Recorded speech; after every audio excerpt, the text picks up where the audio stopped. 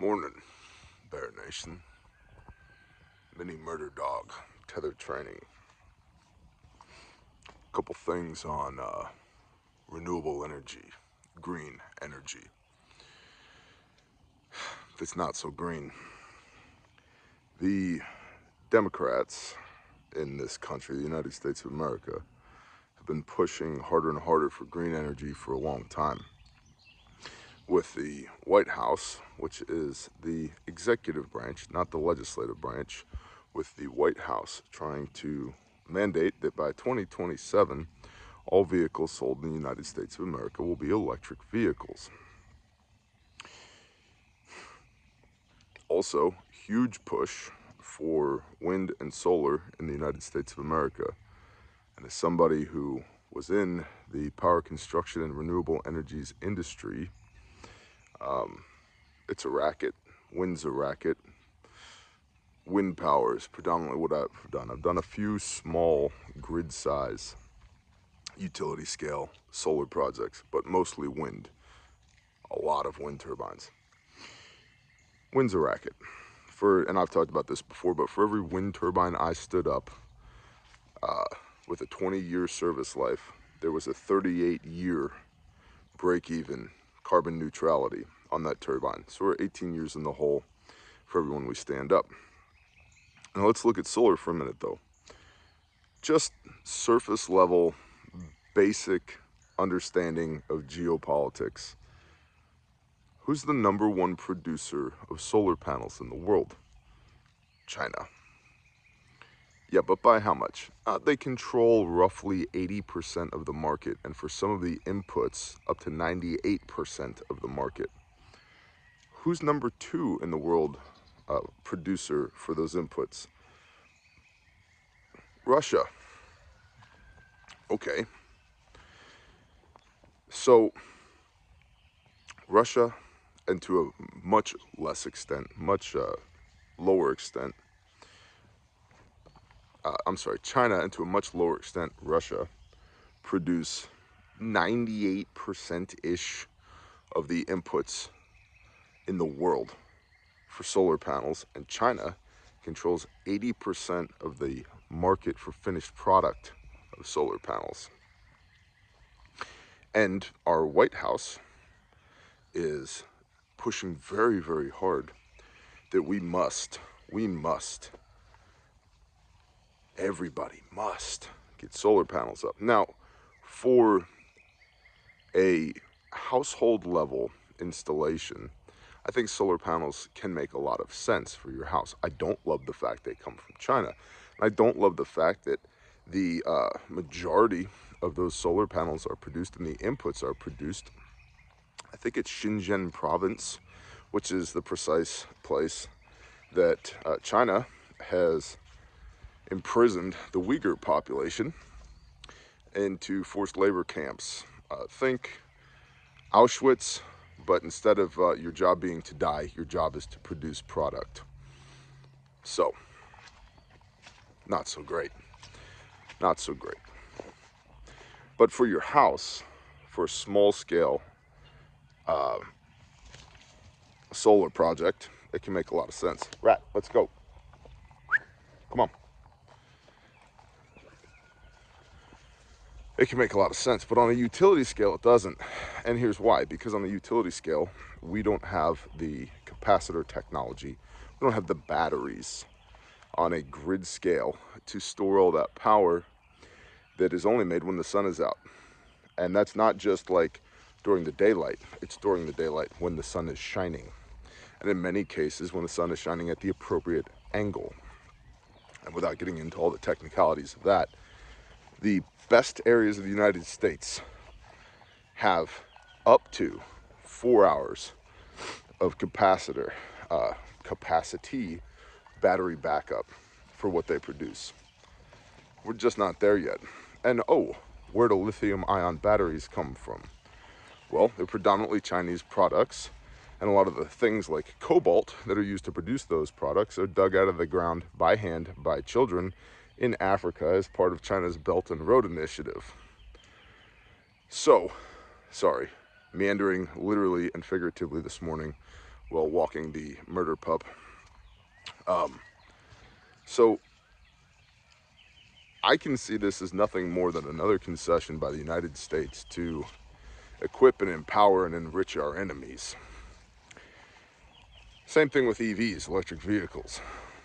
Where's that technology? Again, batteries. Where's that coming from? China.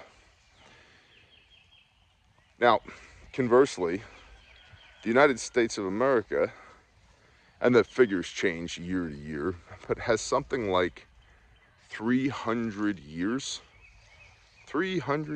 worth of oil, not at current consumption, but at projected increased consumption. And yet, instead of focusing on that,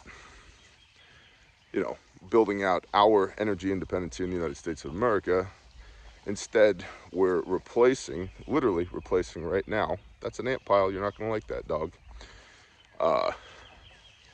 We're replacing our ability to be energy independent with being dependent upon foreign nation states who we are literally or figuratively at war with, and will probably literally be at war with in the near future. So, again, just another example of the politicians in Washington being more concerned about themselves than they are of us, and selling us out to our enemies yet again. What else? I also think that there's going to be a social credit score / carbon emissions aspect to this renewable energy that the Democrats and the presidency are pushing. Stand by, I gotta switch hands. Rawr. Oh no, drop the tether. Good job, Rat. Why Rat? He has a rat tail. Let's go. Come on, let's go. So, right now, the EPA, Environmental Protection Agency, and other regulatory bodies have oversight and issue taxation and fines to energy producers where the energy is produced. Localized emissions at the coal plants, the nuclear plants, the natural gas plants, etc., that produce the majority of power in the United States of America. Well, I think the move that they're making here, call it military-industrial complex or whatever, collusion, actual socialism, the merging of state and economy, state and production, means of production. I think the collusion here is, rather than these big companies who have lobbyists and representation, whereas in the United States of America, we're supposed to be who is represented by the representative republic, not these corporations. Oh, there's a rabbit. I wonder, can we shoot the rabbit? Can we Glock a rabbit? Easy. Wait. I'm trying to jerk my arm off. Let's see. The pup is super enthused by this rabbit. Big developments. Forget geopolitical energy situations. There's a rabbit over here. Hold. Rat. Wait. Oh, you lost your chance, buddy. He's in the woods now. Dad was gonna Glock him for you. Oh well. There's always a next time. So, bye. Rat. Rat.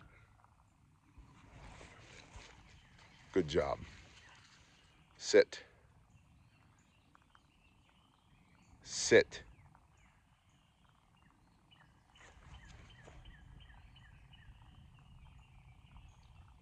He's super queued up on this rabbit right now. I know, big happenings.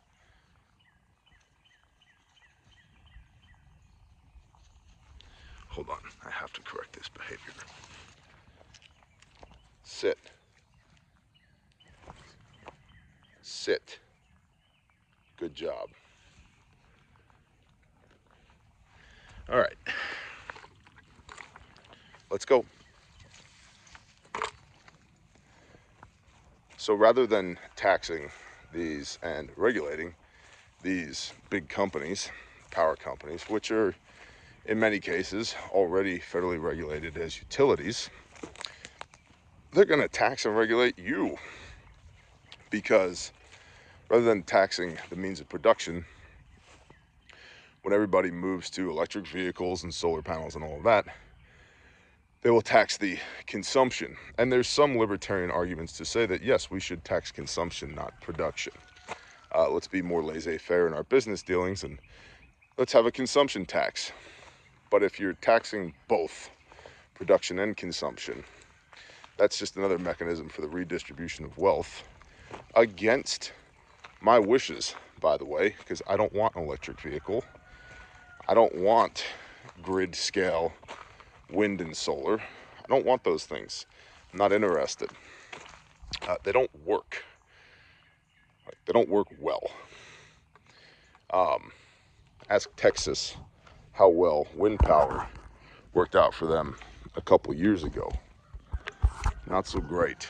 Now again, on an individual scale, on a household level, wind and solar can work for you, but on a grid scale, we don't have the technology yet. And the argument can be made, well, we're never going to get the technology unless we develop it.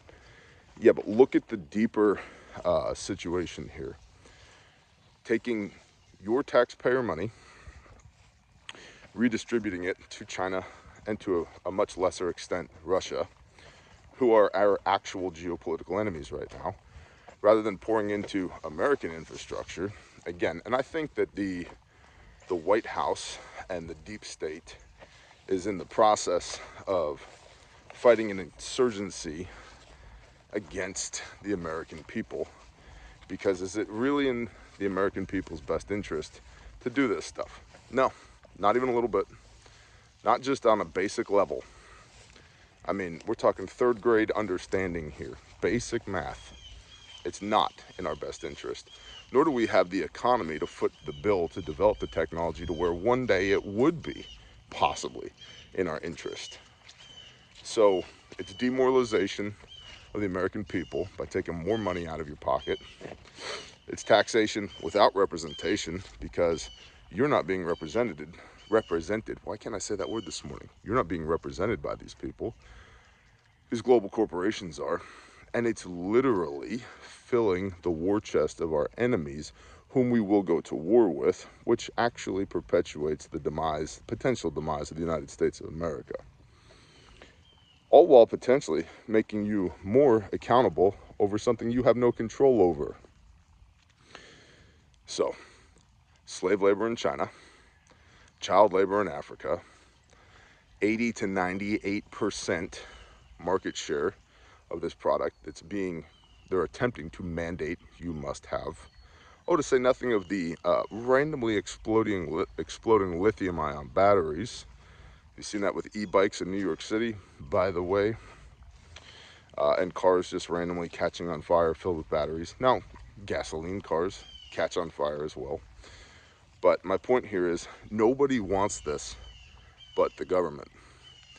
And the government is using the power that they have, rather than building out American infrastructure so we can be energy independent, which is good for America.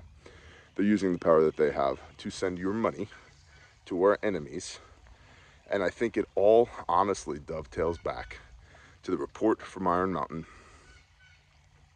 We need the military-industrial complex needs large, unattainable goals that they can point people towards, which allows them to A, exert influence over the people, B, consolidate power, C, accomplish their motives, not ours.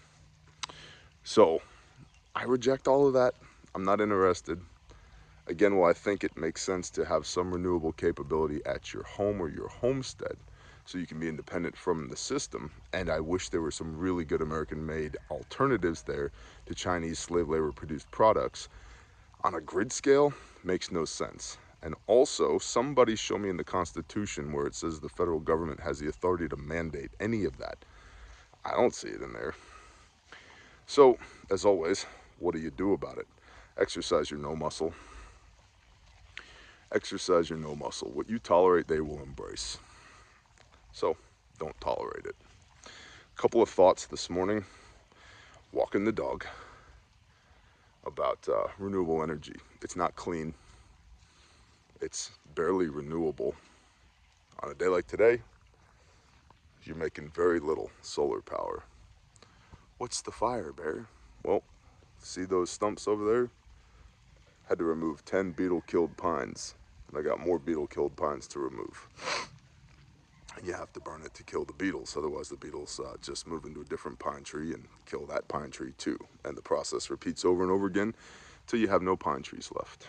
In fact, there's a really good illustration of a beetle-killed pine right here. See that one? The only green you see on that is poison ivy. Everything else is completely dead. So that's one of several dozen more that have to come out, unfortunately. Anyway, as always, interested in your comments down below. I don't trust our representatives in government. I cede no authority to them other than what's clearly laid out in the United States Constitution. And I don't believe they have our best interests at heart. And I do believe they're trying to subjugate you and I, even more than they already have, while also simultaneously empowering our enemies. Nope. Bless y'all. Shalom.